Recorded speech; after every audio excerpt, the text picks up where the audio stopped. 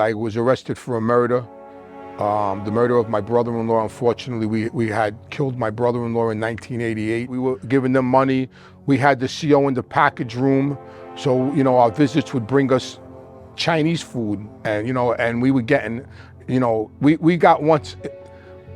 we had once someone bring us a bag of live crabs. And we had words, and he sort of called me out, like, tonight, me and you in the gym. So the gym was down these steps. Now, once a guy pulls your card, you gotta fight, or you're gonna get creeped out, you know what I mean? So now I'm in my cell, I'm going, oh man, this guy looks like the Hulk. He's gonna mess me up. He's gonna F me up, this guy. I was 23 years old. I was like skin and bones. I was thin, and this guy was like, ooh. I go, this guy's gonna mess me up, oh my God. Right, so anyway, these three big black guys came running over, going like this to me, you're dead. And this was in 91, and I didn't know what they were talking about. And I put my back against the wall, and there was two Puerto Rican guys over here against the wall, just hanging out, because there was two phones.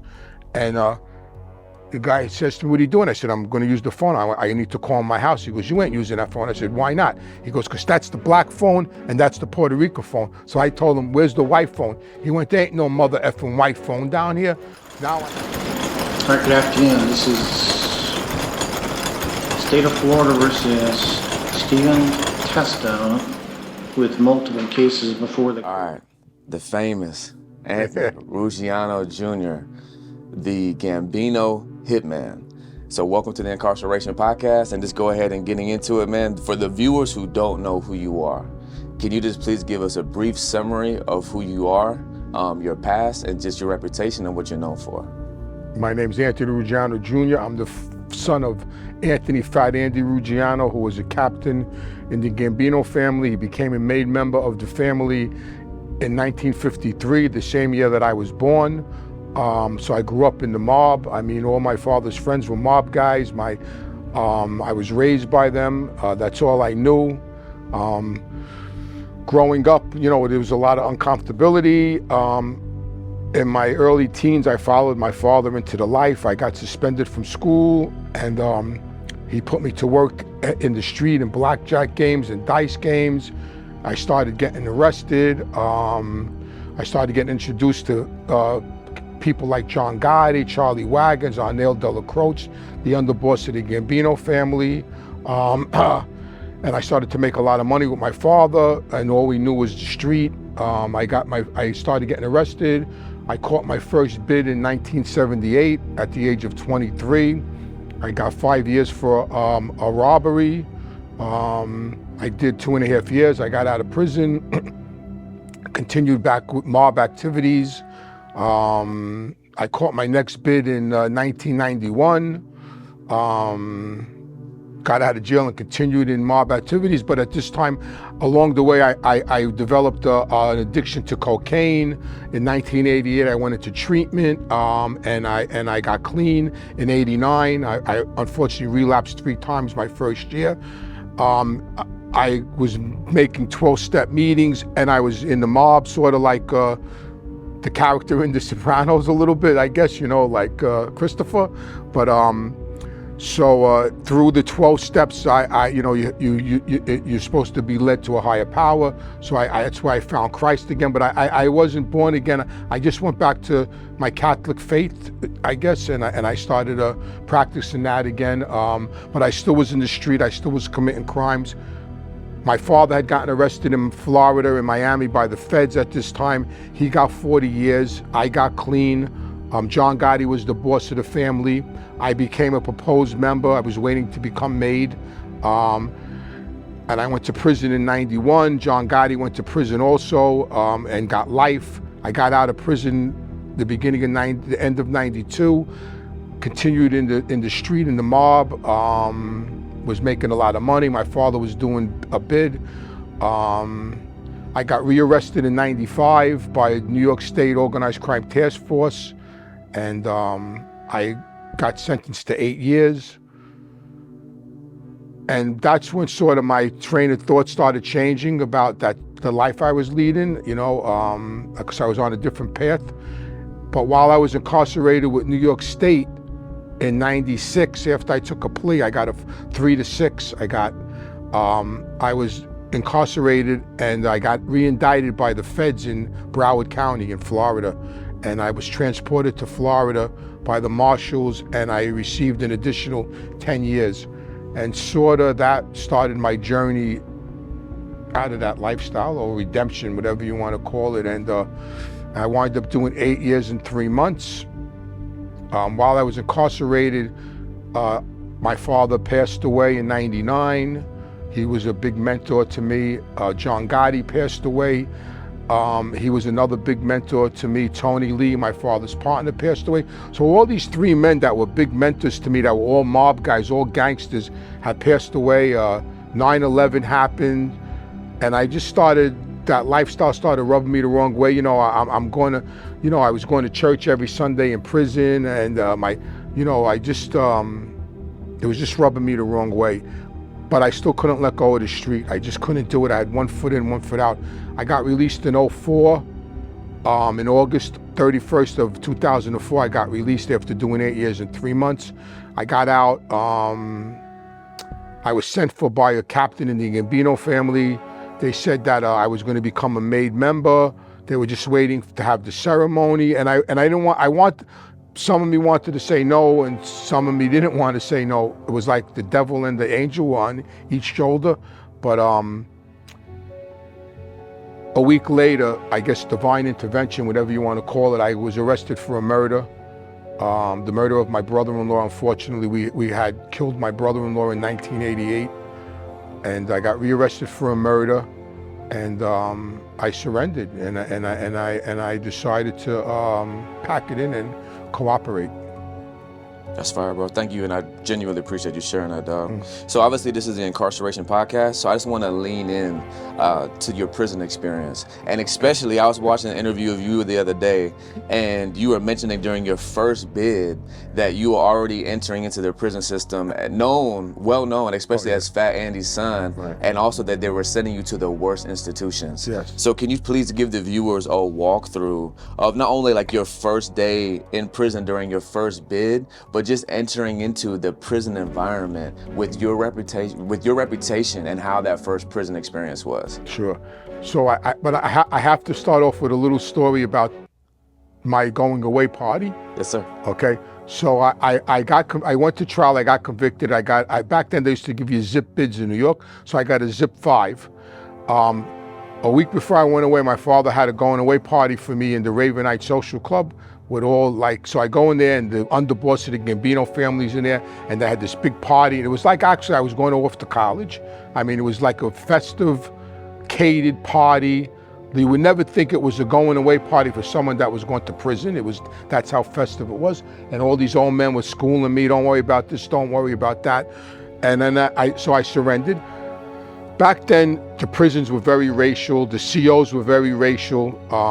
Most of them were white. And they catered to mob guys. I mean, so I turned myself into Nassau County Prison. I stood there for 2 weeks, and then I was shipped upstate. So I had to go to reception. So reception back then was in Dannemora, Clinton. Correctional was a penitentiary.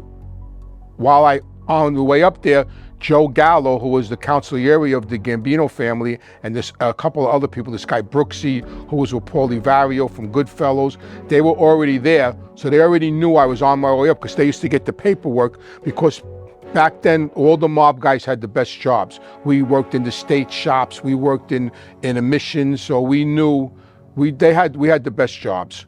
So they were waiting for me. So when I got up there, everything was already waiting for me. You know, they pulled me here, they pulled me there. So yeah, and I had a reputation. I was Fat Andy's son. So I went to Dannemora, Clinton, and people were waiting for me. From there, I went to Elmira, and there was this guy Benny Ventimiglia. He was from my neighborhood. He was doing 25 to life. He knew I was coming there. They were waiting for me. And like I said, we had the money, we had the power in the streets, so the COs catered to us. A lot of them were on the take. We were giving them money. We had the CO in the package room, so you know, our visits would bring us Chinese food, and you know, and we were getting, you know, we had once someone bring us a bag of live crabs, and the bag ripped and the crabs were running all over the visiting room, and the kids were running around chasing the crabs. I mean, that's how crazy jail was for us back then. And I never had any problems. I had one beef that bid. I did 2.5 years. Like I said, I had everything I wanted. I had drugs. I was getting, you know, I had a CO bringing me, was meeting my brother. He was getting marijuana. They were bringing me marijuana. Because what happened was, when I was in Elmira, my father made a connection with the correctional department, and there was a prison in Staten Island called Attica Correctional Facility. It was a medium, and they wouldn't send me there because I was what they called, I was issued CMC papers. I was a central monitoring case, which is OC. And not many inmates in the New York State system got served these papers, but I did. So all my movements had to be approved from Albany. And that was only because of my father. Because I was Fat Andy's son, like I went to jail, we were in Dannemora with 2 of my co-defendants. We were there for the same crime. We all got convicted on the same case. They went to a camp and I went to Comstock. You know, I went to Gladiator School, and then I went to Elmira. So, you know, it was like, I always got the most time and the worst prisons because of who my father was. But he made a connection to get me to Attica, and I went to Attica, and the first day I was in Attica, the watch commander, who was the captain of the prison, sends for me to his office, and I sit in his office, and he tells me, I know you got here through a connection. I said, I don't know what you're talking about. He goes, you're not supposed to be here. He said, and you see that yellow line that goes down the hall? If you walk on either side of that line, I'm shipping you out of here. I said, all right, but I just put in for a transfer. But that jail was wide open, you know, because all the COs came from the city. It was on Staten Island. And Tommy Bellotti, who was the fella that drove Paul Castellano around, who was murdered with Paul Castellano, he had a restaurant bar up the road from this prison, and all the COs would go there. So he was sending me crazy, mad food and whatever I wanted. So yeah, my reputation preceded me in prison. In 90, I got out in 80, the end of 80. I didn't get incarcerated again until I got rearrested again in 89 by the Queens Organized Crime Task Force. I went to prison again back in 91. I got a 1 1/3 to 4. And the same thing, you know, I went to Marcy, guys were waiting for me. You know, I already had a reputation in the system, you know, because I did a good bid, you know, people wanted to hang with me. I did 16 months. That was a little rough, even though I had it really good in there. Because for some, you know, now at this point I had an 8-year-old son, how could I say it? It was emotionally different for me. This bid, like my first bid in the 70s, didn't even faze me. This bid sort of fazed me, I guess you could say. You know, my son, when are you coming home? When are you coming home? You know, but I did a good bid, you know, I had everything I wanted, you know, visits, packages, you know, everything I wanted. And like I said, my reputation preceded me again. And then then I got rearrested. I got out in 92. I got rearrested again in 95. I took a plea. I went to jail in 96. And it's funny because I went to jail in 96, and the same thing, people were waiting for me when I got to where I got, and you know, they were waiting for me with shower slippers and food and everything. But I got indicted in Miami, in Broward County, by the feds, and the marshals took me down, and I stood in the MDC in Miami for a year. In that building, that was sort of different. We were locked in on one floor. But I went back to New York State with a federal detainer on me, and being that I had a federal detainer on me, they sent me to Attica, which was a very violent prison. But there was still, so when I got to Attica, Teddy Persico was there. He was the nephew of the boss of the Colombo family, so he knew I was coming. This other guy, Sally Dogs, he was a captain in the Genovese family. He knew I was coming. And there was a couple of other guys I knew, Italian guys, so they knew I was coming. And they had the maintenance shop locked up, which was a really great job because you could shower every day and everything. So they pulled me right into the maintenance shop, and they pulled me onto their tier in C Block 33 company, excuse me. So once again, because of my reputation and because of my father, I was taken care of immediately. And I did a year there.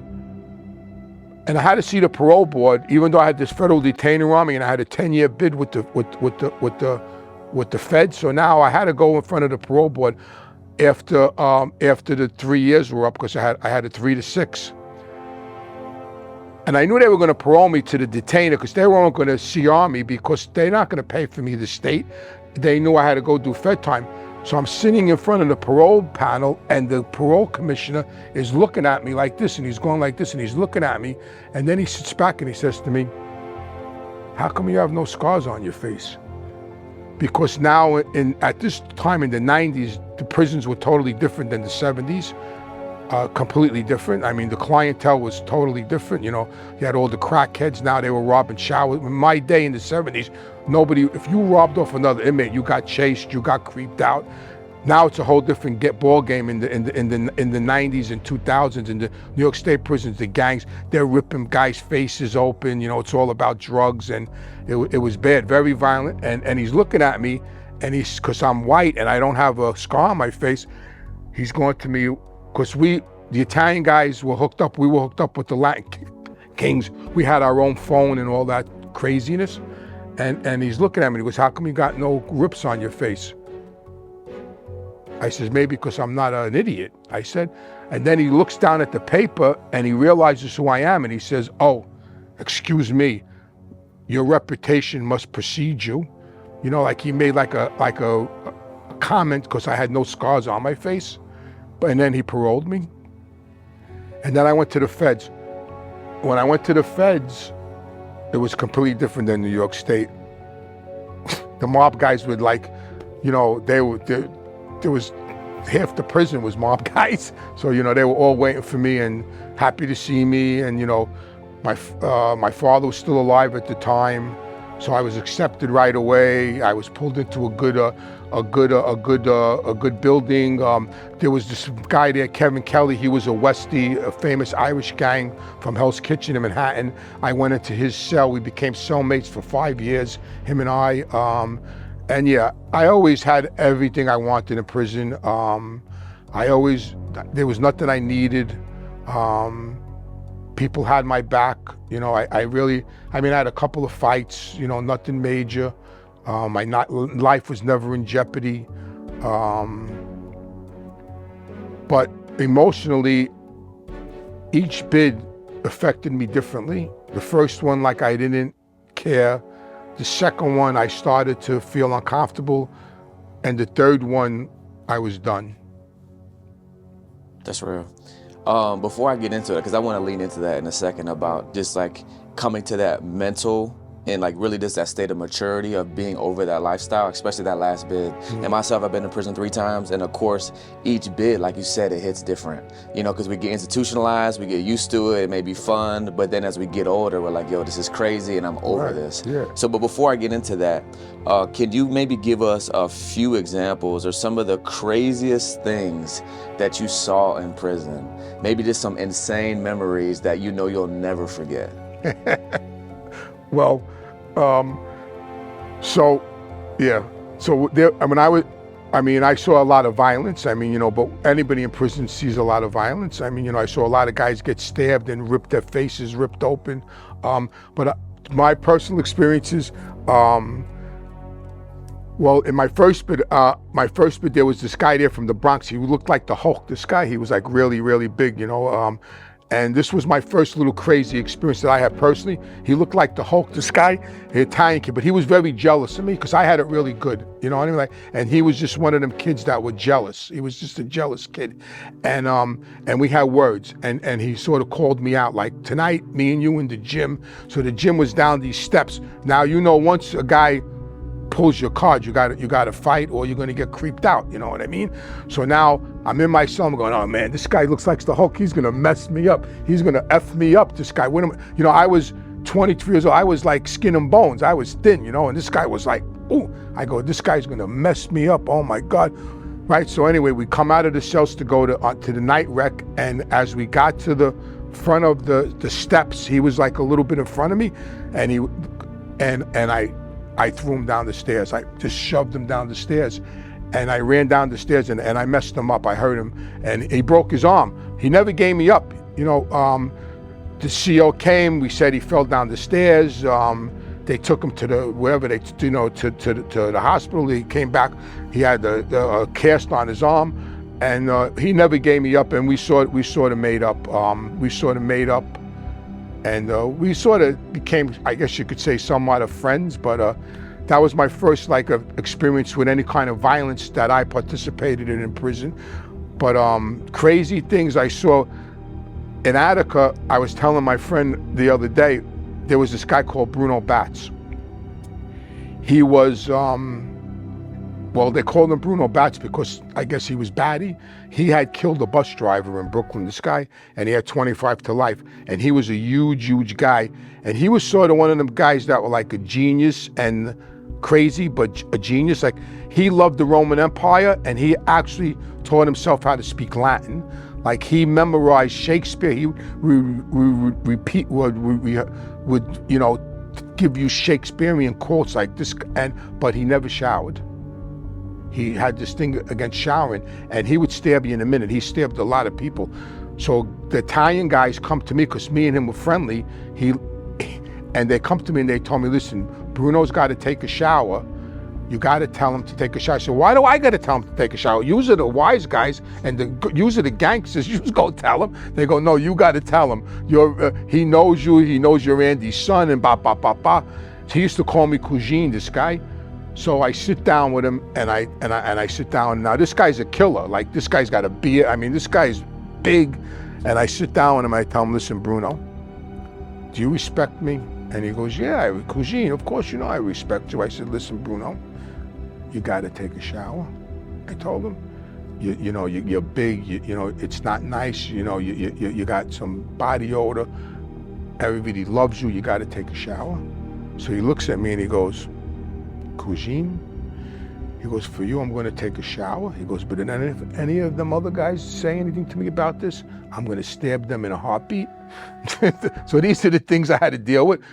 But the craziest thing was the situations over the telephone. I saw people get seriously hurt over the telephone, and I saw people get shook down over the telephone. That's where the most insane things took place, over the telephones, because the gangs in Attica, there was 4 phones. The Latin Kings had a phone, the Creps had a phone, the Bloods had a phone, and the Jamaican Posse had a phone.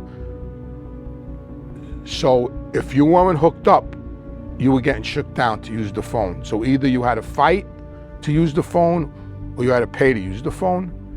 And that's where I saw the most craziest things take place, over the phones. It's different now. Now it's all, you got to pay for it. It's a different system now. They stopped this. Back then it was all collect calls to the people you were calling. Now you have to have the money in your commissary to use the phone. They changed the system, so there's no more violence over the phones. But that's why I saw, even on Rikers Island, which was a crazy prison, I laid up on Rikers Island for a few months. I saw a guy get stabbed with a screwdriver over the phone. I almost had a beef over the phone.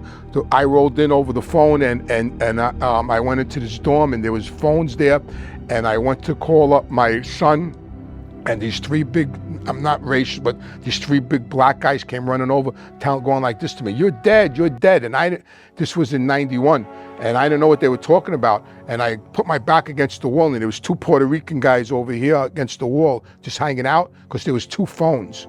And the guy says to me, what are you doing? I said, I'm going to use the phone. I need to call my house. He goes, you ain't using that phone. I said, why not? He goes, because that's the black phone and that's the Puerto Rico phone. So I told him, where's the white phone? He went, there ain't no mother effing white phone down here. Now I know I got to go. Now I'm just saying to myself, please God, don't let this guy cut my face. So I told the guy, well, listen, I don't give a F about that. I'm using one of those phones every day. I'm just praying inwardly, like, please don't cut my face, because now I know I'm going to go, right? Thank God. These 2 Puerto Rican guys, I'll never forget their names. One was named BVD, was his nickname, and the other guy was named Charlie. They were Latin Kings. And they were watching, and they saw what was going on, and they knew I was Italian. They didn't know who I was. They knew nothing about me. And they intervened, because they saw I was ready to go. I got goosebumps. And they intervened, and they told me, don't worry about them. You could use our phone. And they gave me a slot, because there were slots. Everybody had a slot. One day could use the phone, a 15-minute slot. And they gave me a slot on the phone, and I was allowed to use the phone every day. And we became friends, and not only did we become friends, BVD, when he got out, I got him a job. He worked for me with my vending company, so those are like jailhouse experience I had where I guess you could say it was really life and death at some points over a phone. That's fire, bro. Thank you for sharing that. Now let's close with this. You mentioned already, your third bid, how like you were over it. Yeah. So can you, and you've already like shared, it was an accumulation of things that led to that. So can you just like briefly summarize that? And what was like maybe probably the most impactful turning point in your life to turn from that lifestyle? But then also with sharing that, this podcast will actually be broadcasted to those who are incarcerated throughout the nation and in prison on their tablets. So then can you not only share that, but then speak directly to those who are incarcerated and just give them some inspiration, hope, and encouragement that even in the midst of their incarceration, not only they can find hope and purpose, but how at the lowest point of their life during a bid, that can actually be a time of transformation for their life. Yeah. So for me, it was when I got clean in '88 and I put down the drugs and all that, and I started like I said, I made 12-step meetings, and I went on to and the 12 steps is a spiritual journey, and I guess I started through that journey of working them 12 steps. I developed a conscience, and I turned to Christ, who became my higher power, because you need to have a higher power, and I went on this sort of spiritual journey. And that lifestyle started rubbing me the wrong way because of that journey. But I was so full of insecurities, I couldn't get out of that life. Finally, when I got rearrested in 05, I was done.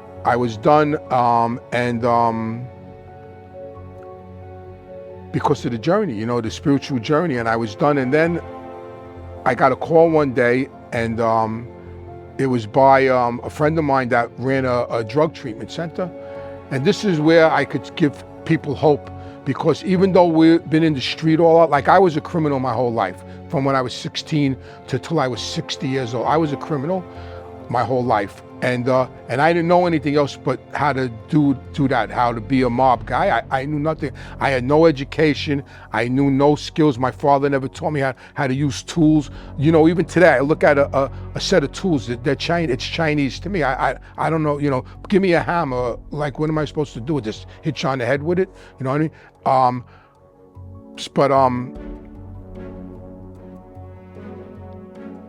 I got a call.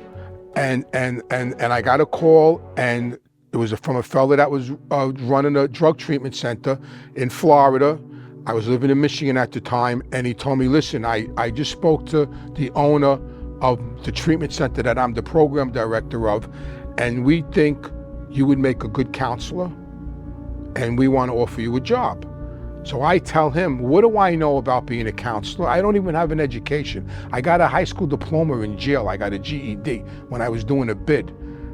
He says, listen, he said, your life experience and how you survived everything you survived and how you overcame everything you overcame, that experience alone is more than an education. And we think because of that experience, you would make a really good counselor, and we want to send you back to school. I said, school? He goes, yeah, we're gonna pay for you to go to school to get a CAC, a Certified Addiction Counselor certificate. And I had faith, and I didn't know what God's plan yet was for me, and maybe this is the plan, and I did it. And I came down to Florida, and now I've been working in treatment for 10 years. So for people that are incarcerated, that think they have nothing to offer, they have a lot that their life experience is what they have to offer. That's how I could help. Now, how I help people is by talking to them about, yeah, I was a convict, but now, but I overcame that. Like, when I tell kids, like gangbangers especially, like I don't tell them my personal stuff right away. I try to be more professional, you know what I mean? Like, I don't want to, but some of them, like, they'll sit there and they'll, with their gang tattoos on, and I did a bid and this and that, and I sit there and I go, how much time did you do? I did 6 months you did 6. I said, listen, young fella, I did 6 months handcuffed on a bus in transit. You were in prison? you know, and then I got them. Now the light, I could see the light go on in their face. And now, you know, now you work here. You were in the mob, and now you work here. Especially now that I have, like, I was on Get Gotti. I have all these like little shows out. Like, people, what are you doing here? You know, so for people, my message to anybody that's incarcerated is don't give up hope. You know, you have something to offer, and it's your life experience, because that's what I have. That's what saved me. My name is Anthony Ruggiano Jr, and this is the Incarceration Podcast.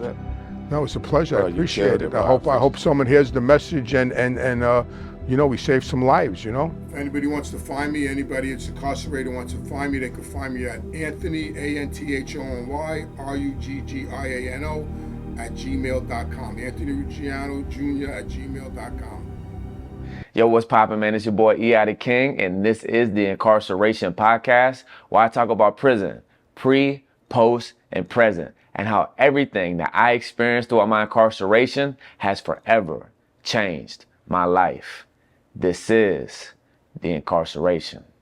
So Forever Convict family, once again, we are on the journey to 50,000 subscribers. If you haven't subscribed, please go ahead and do so now. Share this channel with somebody who hasn't. And listen, if you've done any time, I'm talking about a county jail, state penitentiary, federal, or even drug programs, whatever. If you want to share your story on this channel, go ahead and email me at eithekingbooking. Go ahead and put your stories in the comments below. If there's anything that I talked about slightly, you want me to go more in depth on, or anything I haven't talked about at all and it's a good idea, drop it in the comments, let me know. And also remember, I am a rapper. My artist name is E.I. the King. You can find my music on all platforms. I also have another channel, YouTube channel, my official artist channel, E.I. the King. And I also have another podcast. It's called Let Me Talk Bro, where I talk more so about my life, music, ministry, and all these things. Also, I have a Patreon with exclusive content. Everything is in the description below. So listen, man,